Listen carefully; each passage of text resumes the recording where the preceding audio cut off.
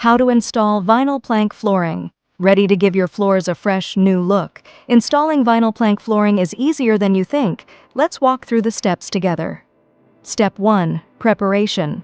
First, prepare your space. Clear the room and make sure your subfloor is clean, dry, and smooth.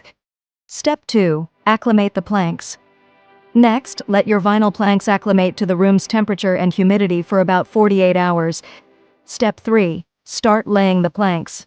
Now it's time to lay the planks. Start in a corner of the room, with the tongue side facing the wall. Use spacers to maintain a small gap for expansion. Step 4. Cutting around obstacles. Encountering obstacles like door frames? No problem. Measure and cut the planks to fit snugly around any obstacles. Step 5. Finishing up. Remove the spacers and install baseboards or molding to cover the expansion gap. Sweep the floor, and you're done. Your new vinyl plank flooring is ready to impress. Get 5% off by using the code GARY5%. Let's explore and express ourselves with Genix Flooring. Shop online at www.genixflooring.com. Until next time, stay connected.